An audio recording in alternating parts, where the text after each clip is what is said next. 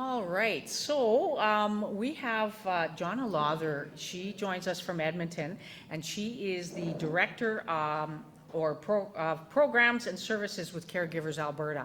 I'm not going to explain too much about Caregivers Alberta because that is part of her presentation. So I will leave the rest up to Jonna, and welcome and enjoy our final speaker.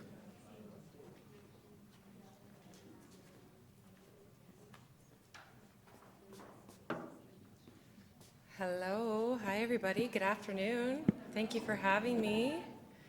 I didn't get training on the clicker, so I assume it's just the arrow that's pointing, right? Okay, good deal, good deal. Thank you, Wendy and Ellen, for helping organize this, and I'm sure there was many more people assisting with that process, but I think it's really lovely that you have organized this to look for additional supports and services and resources to highlight for caregivers, whether that's family or friend or you in the room. So I'm going to tell you a little bit about us, who we are, and I always like to just kind of balance the room real quick and say, how many of you in this room are currently caring for someone by helping them get to a doctor's appointment? Raise your hand. Oh, a lot of people on that one. Okay, okay. How many of you are helping someone due to some depression or anxiety or mental health challenges? How many of you are directly caring for someone in their daily needs, helping them bathe, eat? A lot of us, yeah. I gotta figure out where I'm at here on my presentation. We are caregivers who care. In this room and standing in front of you, I myself am a family caregiver. And what's really lovely about our organization is that practically 100% of our staff are also family caregivers. It's not required and it's not a prerequisite to work for us, but it's really nice that we understand the role and we understand what it's like. And so when you access our coaching services, you're speaking to someone who's been there and has done that and knows exactly what you're feeling. Maybe not the exact same situation, right? We all have different responses and different situations. The story that we just watched with Tracy and Jim brought a lot of my own personal memories back of some of my caregiving, which I'll tell you about, but so many rich things that were said in there to walk away with. And of course the first speaker, Phil, and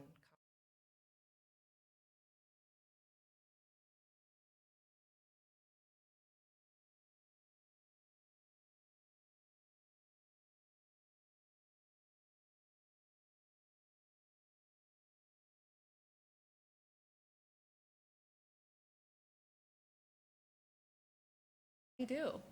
And so I asked you earlier, and so for those of you on screen joining us today, are you caring, are you supporting someone with an illness, disability, or aging-related needs?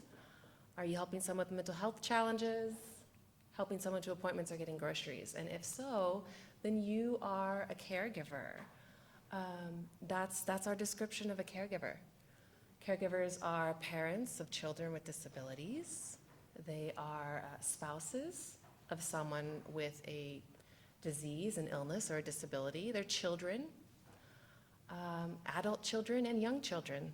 There are caregivers known as young as 7 here in Alberta. So it's interesting to think that children are also caregivers. Friends, neighbors, and family are caregivers. And we're going to watch a little video in this next screen. It's a quick 30-second video describing what a caregiver is.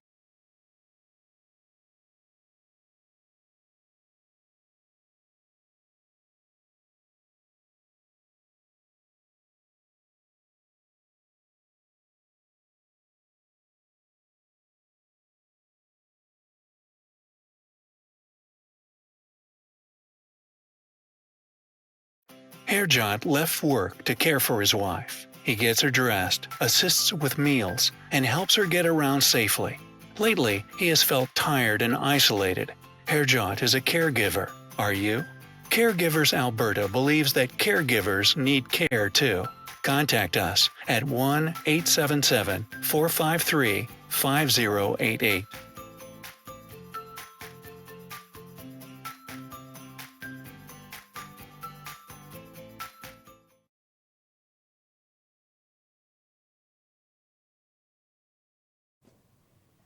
And so caregivers are all around us. That's a really quick 30-second video. We have several of those on our website and on our YouTube channel. They're really great to share at family functions or client events in order to bring recognition and awareness to that role. That's the largest piece. People don't often see themselves in that role. They think, well, I'm just the wife, right? I'm just the daughter. So who are Alberta's caregivers? I'm going to share some actual statistics with you, which is kind of interesting to see. So caregivers in Alberta, most people tend to think that it's mostly women, but actually the statistics show that there are just as many male caregivers as female caregivers. Men just even more do not readily identify or recognize themselves in that role, nor do they step forward to ask for help. Tracy talked about in that video earlier how hard it is to ask for help. And that's hard regardless of your gender. But we see in statistically that men are even less likely to ask for help. And so we don't often get the chance to support them, which is sad. But hopefully some of that is changing, and we have men-specific programming that's trying to open the door for that. 1 in 2 are working full-time. So like Tracy mentioned, she had to step away from her work role in order to even care for her spouse. Many people don't have that option. Like, there is no option. They are the single source income for their family, and they have to figure it out how to make it work, and it's challenging, very challenging. 63% are in their prime time earning years. If you look at the age groups there, the largest percentage of caregivers are between the age of 30 and 64. Those are your prime time career growth years, where you usually peak out with your financial contributions, and that is the bulk of where caregivers in Alberta are sitting in that age group, and they're often squeezed, as it was mentioned earlier, between child rearing sometimes and caring for older adults. So this just gives you a picture, a good glimpse of who are our caregivers here in Alberta. Nearly half are caring for a parent. 1 in 10 are caring for a child. 12% are caring for a spouse or a partner. 4% are caring for a sibling. And 16% are not related to the care recipient at all, which is actually really high. But if you think about in your own little circle of your network, who might step forward to support you if you were ill, a lot of times it might be that friend or that neighbor that's even closer to you sometimes than family. And so friends and neighbors find themselves in the caregiving role too. Caregivers are more than just the spouse, just the neighbor, just a friend, just a son or daughter. We are more than that. Caregiving is an additional role, and it's okay to acknowledge that. Just like it's hard to ask for help, it's sometimes very hard as a caregiver to admit you're in that role, because it can be a heavy weight to bear. And, to be honest, some of us, ignorance is bliss. And, if we don't acknowledge ourselves in that role, maybe it's just easier to just keep forging ahead. But it's an additional role that we are playing in our life, and it needs additional supports that come with it. So that's what we're here for, Caregivers Alberta. This is a little more just demographics and care to give you an example of caregivers here in Alberta. 1 in 5 are spending 20 hours a week providing care. Now, imagine if you were a working caregiver and also providing 20 plus hours of additional care at home. That's a lot. That's an additional role. And it's a non-paid role that you're stepping in to serve because you love and because you care. Of course we do. I'll tell you a little bit about my personal history of being a family caregiver. I found myself at the age of 30, after being married for a year, in the hospital with a husband who was severely, severely ill, and he almost died. I had 2 hospitalizations because of a tick and a mosquito. So it's crazy, the tiniest things in your life that can completely change it and flip it upside down. He ended up with very severe encephalitis, which is brain swelling, which caused brain trauma, which caused a whole series, of neurological dysfunction. I was in the hospital talking to the physician who's looking at me, 30 years old, and a husband who's 33, can't walk. They don't know why he can't walk. They don't understand. They think, he gets accused of making that up. It's very traumatic for this experience, right? Well, just put him in long-term care. Are you serious? Talk about a kick in the stomach, right? And so caregiving has many faces, right? It has many experiences that are attached to that. And it needs to be acknowledged, right? I wish that I would have known about an organization like Caregivers Alberta when that happened to me. You don't even see it, even when you're in the middle of it sometimes. I think you live in shock for a long time when it's a catastrophic life change like that. But even when it's slow in coming, even if it's a slow change in your life, it doesn't make it any easier. And so we are here to help the almost 1 million caregivers in Alberta, providing 619 hours of unpaid care a year, saving our economy $11.5 billion a year. So if we paid you, if you were paid for the time that you're doing that unpaid care, that's the cost it would be at an average wage for a care aide. Shocking, isn't it? And it's only the burden of that family and friend caregiving is likely just going to continue to grow, right? So what is the true cost of caregiving on the caregiver? What are some of those signs that Tracy was talking about when she talked about compassion fatigue and caregiver burnout? Because it's so easy to say, no, I'm fine, I'm good. And it's easier to tell yourself that too than acknowledge that maybe you're not fine. And then next thing you know, you're falling off a cliff. Guess what? That's okay to fall off the cliff. That's our motto. It's okay not to be okay. Our caregiver coaches say that a lot to our clients because it's going to happen. There's no way you can just balance it all and stay perfectly even. That's just not reality, right? So these are some of the other signs of what caregiver burnout looks like. It's a result often of having difficulty asking for help. It's feeling as though you're the only person capable of providing care. So we just heard that in the story earlier. Difficulty saying no, high expectations of yourself and others. What does that lead to? All right, these are the signs. I said that in the previous slide, but these are the signs. What does that lead to? Lack of energy, frequently sick. It's very common for a caregiver to say, oh my gosh, I just cannot get over feeling like crap. I'm always tired, I'm always exhausted, or the moment I get rid of one cold, I just get another. Well, because caregiving and that stress really taxes your immune system. This is what happens. But sometimes if you can see some of that coming, then maybe you can bring out that humble card in yourself and ask for help. And that's one of the things that we're here to exist, bring awareness to the role of what caregiving is, and refer to resources like you've seen here today to help make that journey a little bit easier.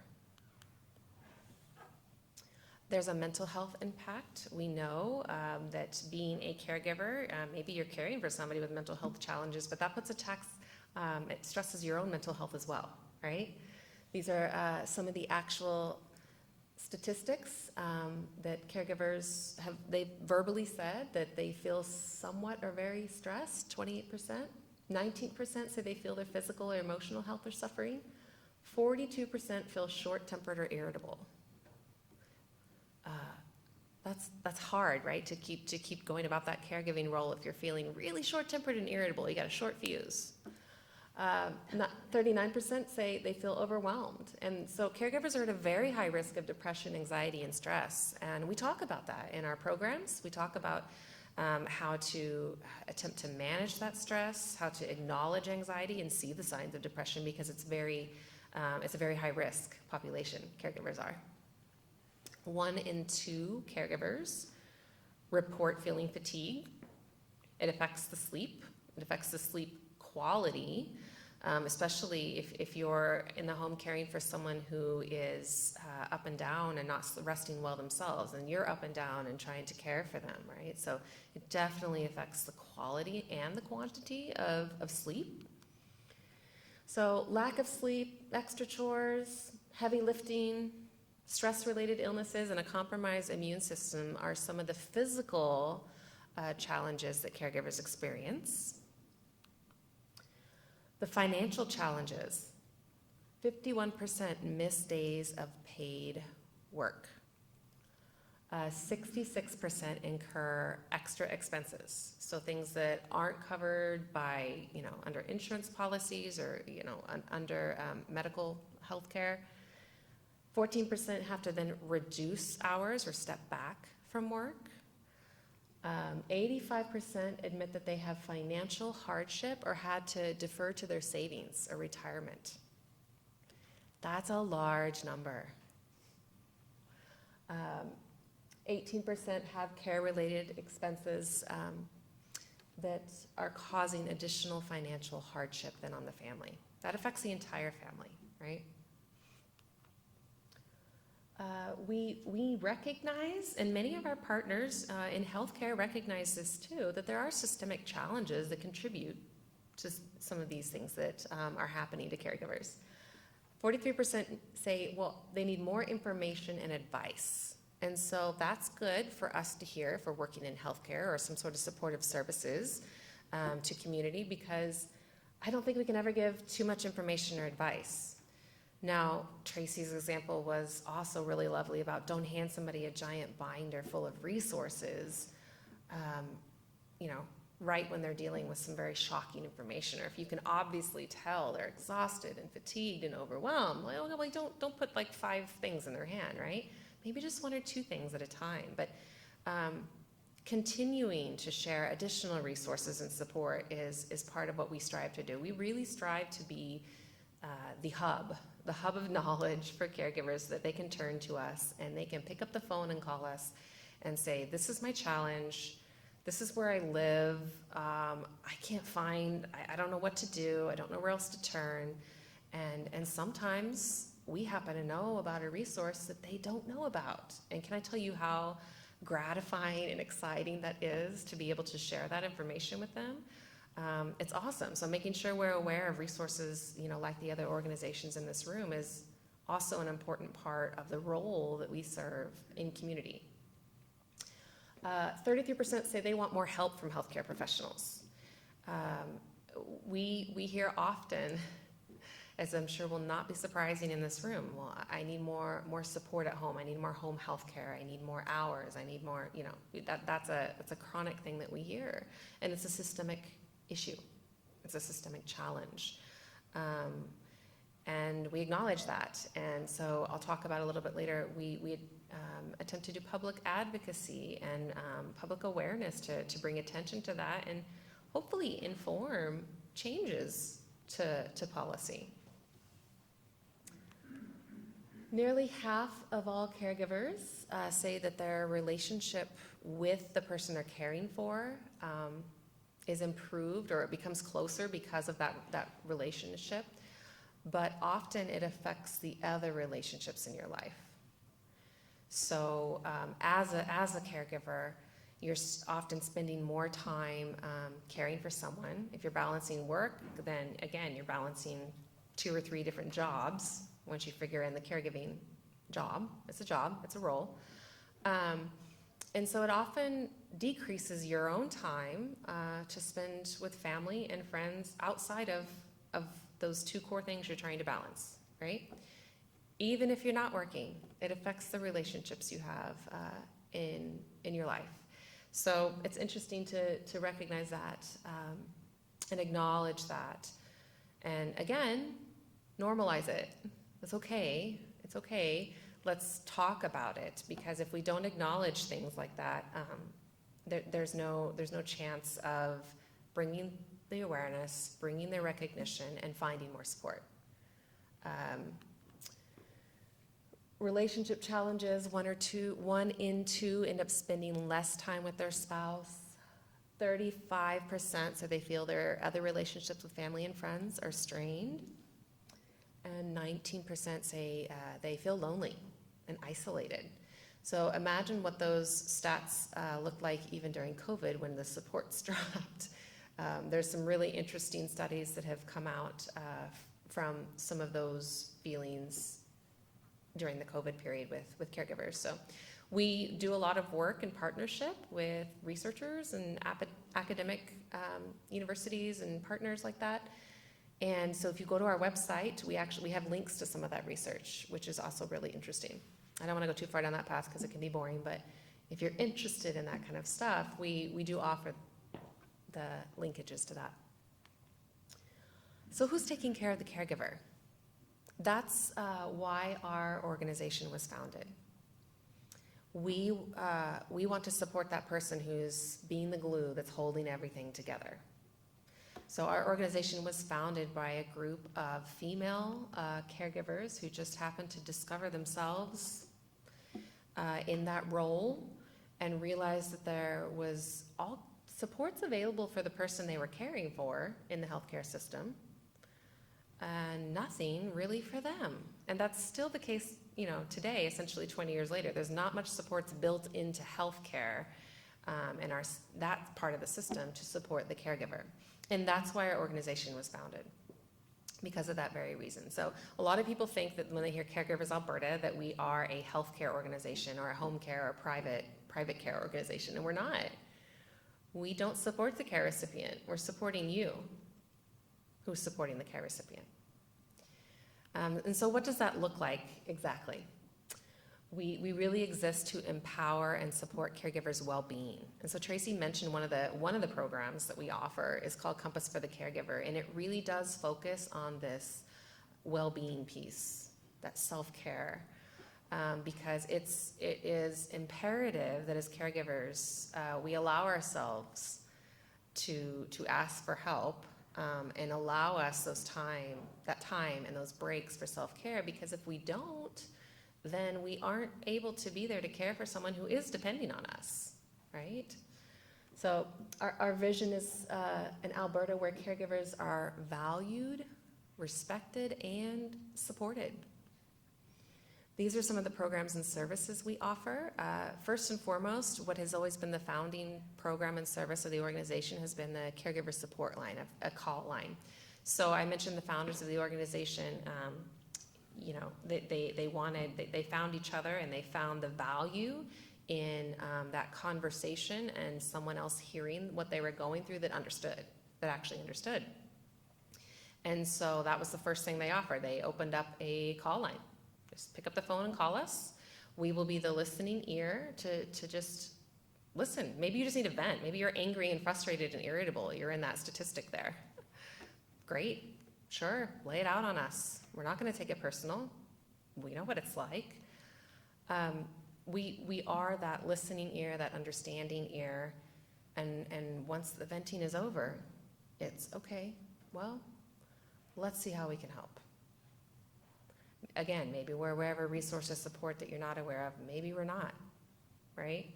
But we are here to listen, and we are here to help. We've just started in the last 2 years a new program called Caregiver Coaching, and that really takes that peer support to the next level. And so the staff we have in those roles are trained in areas of social work and psychology and mental health, and so they're very well equipped than to sort of take that conversation from just peer support or even peer education from understanding the experience to, all right, what do you need as a caregiver? And how can I help you address those needs? And it's really kind of a mind shift, because then when you ask a caregiver that, they'll still say, well, I need more home care hours for my husband. That is very true, okay? But what do you need just for you that has nothing to do with your care recipient? And it's hard to get them talking in that space and thinking about them, but again, it's necessary. And so that's what our coaches do. That's not to say that our coaches don't help family members find additional supports for their loved one, because that is a piece of what they do as well. But they're really there to support the caregiver and help the caregiver identify specific areas where they need support in. So we use an assessment tool called the CSNAT, which is the Caregiver Needs Assessment Tool. And it asks questions like, okay, do you need more information about the illness or whatever's happening to your care recipient? Do you need more information about that? Is that what's stressing you out? Do you need more time to yourself? Is it your physical health that's really failing? Is it your mental health that's really failing? And so we use this evidence-based assessment tool that's designed to be conversation. It's not a piece of paper that you hand the client and say, check these boxes, because that's not what it's about. It's about a conversation.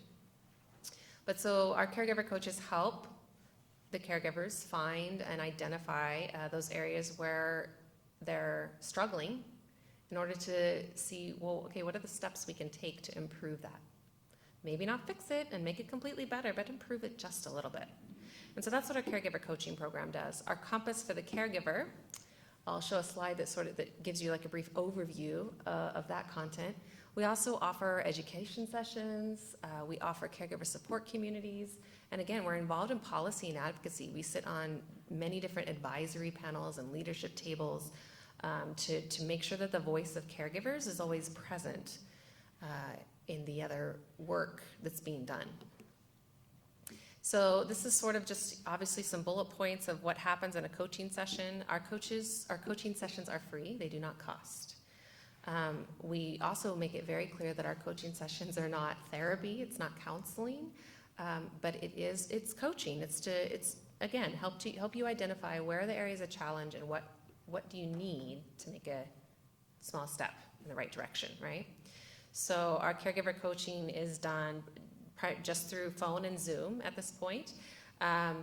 We have staff stationed all over the province and in specific regions. We have a staff member in Red Deer who's actually here with us today, and I can embarrass the heck out of her and make her stand up and say hi. But she's Tanya's and based out of Red Deer. We have a coach down south in Medicine Hat. We have several, Edmonton, Calgary, which of course are your main regions. Our office location, the only office that the organization has ever had, has been based out of Edmonton. And so the mandate has always been to serve the entire province, and which is why the core service has always been a phone call line, a phone support line. Because how do you logistically have, an organization of 4 people that's supporting the entire province? Well, phone support is how they initially started doing that, right? And now we are, in the last 3 years, thanks to some Alberta health funding, have been able to stage and get staff in various areas throughout the province to be able to do in-person community things like this.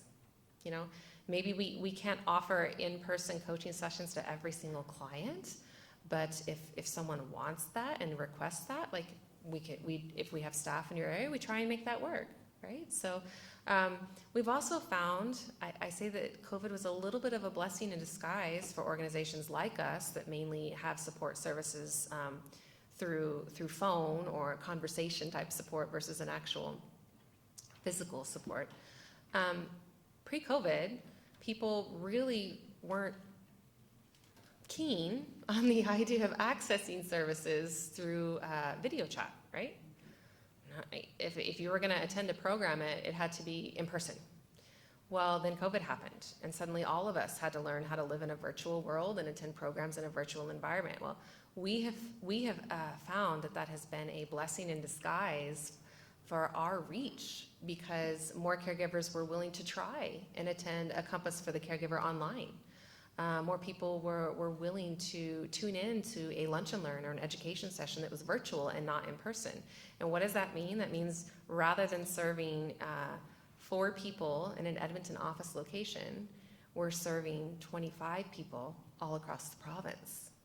So, opening up to the virtual delivery of services has been really wonderful and allowed us to reach a lot more caregivers. So it's awesome, right? We're also excited to be back to getting to do in-person stuff like this, which is great. It feels good to finally, observe eyes and faces in the room. Our caregiver support communities, again, is what I would call the core foundation of our organization, that peer support. Because I mentioned the call line, we say we pick up and we're the listening ear. And that's based around peer support and peer education, peer learning process. When I reflect back to that moment in the hospital when the physician was telling me, to put my 33-year-old husband in a long-term care community, and I thought, the waves of emotions that came at that time and continue to come after that. If I had been able to talk to somebody who had been through that, it would have really changed the trajectory of my own health and wellness. It took years and years for me to have a healthier approach to caregiving, frankly. And the peer support is huge. To hear someone say, "Oh my God, that's horrible. I'm sorry."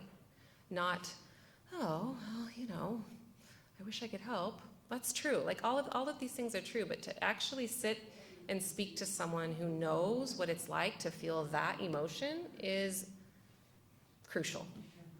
And so our peer support communities, we offer them virtually.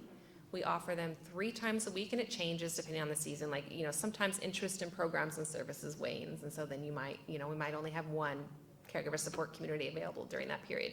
But right now, we're offering them on Mondays at 10 a.m. I don't remember I think it's Tuesday or Wednesday. There's an evening one on Tuesday or Wednesday, and then there's a Thursday afternoon one as well. Our coaching services are available between the hours of 8 a.m. and 7 p.m. Monday to Friday. So our phone line is open 9 to 4:30, right? Just a basic call line support service. But caregiver coaching, you make appointments for, and so we make sure that we've expanded our hours and scheduled the staffing accordingly to be able to, meet some of those caregivers who are still working to a typical workday hours.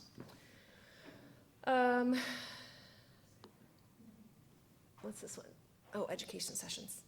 So I mentioned that, years ago, pre-COVID, our lunch and learns were basically just done at our Edmonton office, or maybe they were occasionally done at a partner location, in another area, such as today, like, something like this. But it wasn't very often because the organization's always traditionally been very small. So we offer lunch and learns virtually, just like Wellspring was talking about earlier, and have actually found, again, really great attendance and really great reception, and the ability we always provide space for conversation after any type of program that we do for caregiver clients. So their voice can be heard if it needs to be heard at that time. And so we always open the table for Q&A. And I gotta tell you, it's facilitating those conversations, whether it's a peer support group or at the end of a lunch and learn. It's super cool to see the people and where they're joining us from. And there's still so many similarities regardless of where you are located, but that shared knowledge, I think, is a big piece of support for caregivers. So that's pretty cool. This is our Compass program.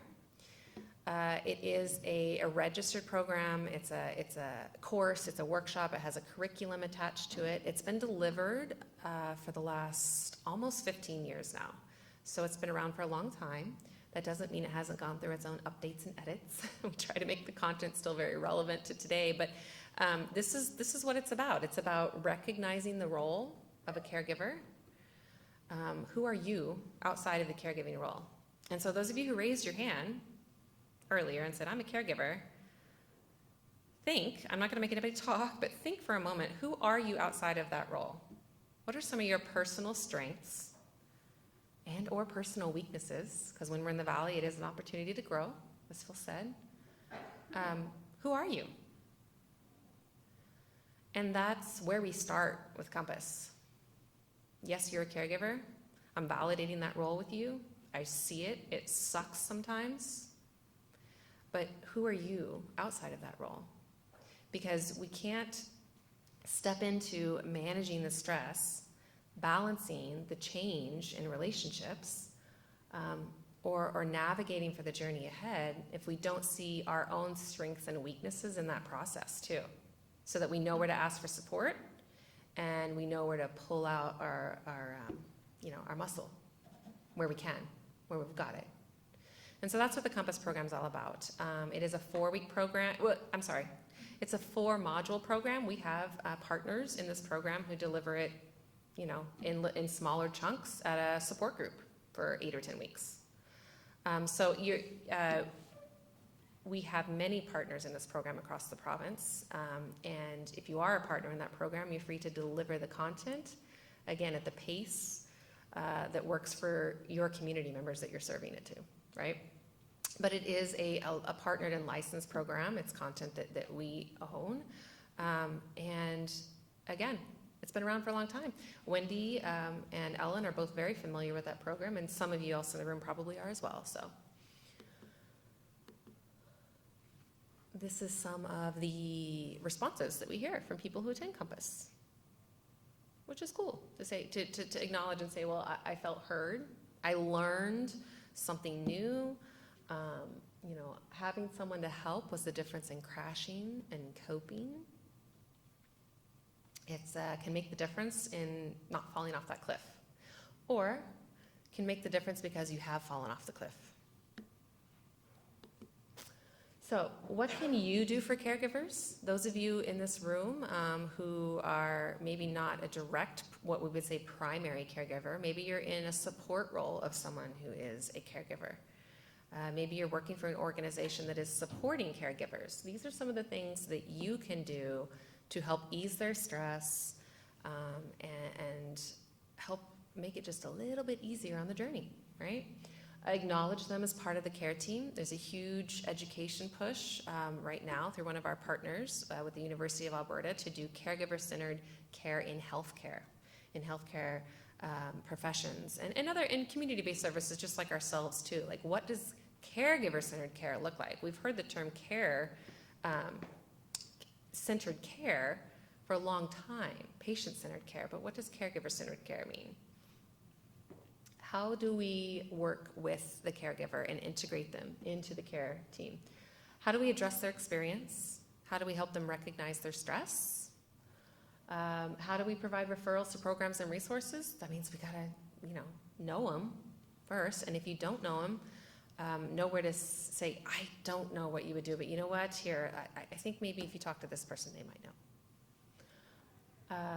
Encouraging them to find things that bring them joy. That's one of the things that we often close with from a peer support group, because sometimes the peer support groups share some heavy stuff. And so we try to close on an upbeat is what the staff says, our support staff saying. So that's an example, so that when you walk away today, I want you to think of one thing that brings you joy. And because even in the midst of the valley, in the midst of the darkness and the tunnel, like there's joy that we can either look forward to or discover there as a tiny glimmer of light. So if you are someone who is supporting caregivers through community-based services or through healthcare, we have a digital referral link. We establish referral pathways with partners so you can do a warm handoff with your clients. So to make sure that you're aware of our services, caregivers can get handed all kinds of flyers and pamphlets and then go home and see it just gets tossed on the table with a mountain of other paperwork or lost in a drawer. So if you're sitting there and supporting a caregiver and a care recipient and you're aware of us, please ask them and say, you know what, have you heard of Caregivers Alberta? And if they haven't, may I share your name and contact information, basic, whether you want email or phone, you tell me. And may they reach out to you, because we have free supportive services for caregivers to access. The only thing that costs to access in our programs and services is the Compass program, because it has a curriculum, it has materials costs that comes with it, including a facilitator, right, and the time that it takes to do that. But our coaching and our support line and our assistance trying to navigate through, what can be a confusing healthcare system sometimes, it's all free. So please, let people know about us and use us and lean on us. And we're here not just for caregivers, but for you as well, to help support caregivers, because we are only as strong as the entire network that we create is. So we've got to join hands and join forces in order to better support caregivers in our province. Oh, I always like to share this, an example of what does a client think about our coaching services. Well, this is what they think. They often say that it is not just supportive, but empowering, and that is the focus of our work, whether that's coaching, whether that's Compass, whether that's a peer support group. It's attempting to empower us in that role as family caregivers. This is Caregiver Centered Care for the Education. I just mentioned it briefly, and I always like to share the link because this is one of our important partners. We contributed to the development of this education, and it's free, and it's really great.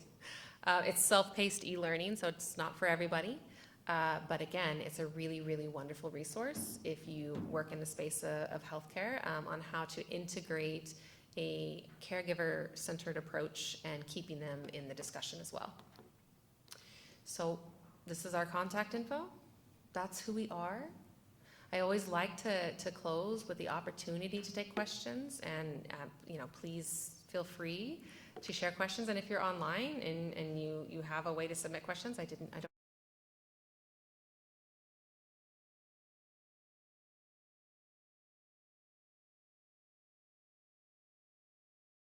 You've learned something about us through this presentation that helps you if you're a family caregiver or a friend or someone supporting caregivers here in the province. So thank you for having us today, and thank you again, Wendy and Ellen, for putting all this together. Yeah.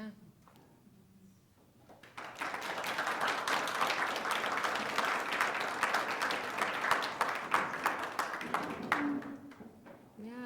Anybody got questions they want to throw at me? Is the room mute? It's always, yeah. Crickets thing. I know, crickets. Well, thank you so much, Jonna. That was wonderful, and it's so nice. It's actually a little scary to see some of the earlier stats, actually, but it is nice to know that we do all have those supports out there. We just need to be brave enough to access them. So that kind of somewhat brings us to the end of our afternoon. I want to thank everyone for coming out. If you can take an opportunity to fill out the evaluation on the table, that would be greatly appreciated. And thank you to those who have joined us online as well. We appreciate you spending your afternoon with us as well. So we will sign off, I guess, on the online individuals, and we do have a few more draws for those of you who are still here in person. So thank you all for coming, and thank you to all of our vendors and who came and participated as well, because you sure shared a lot of information for people as well. So thank you so much.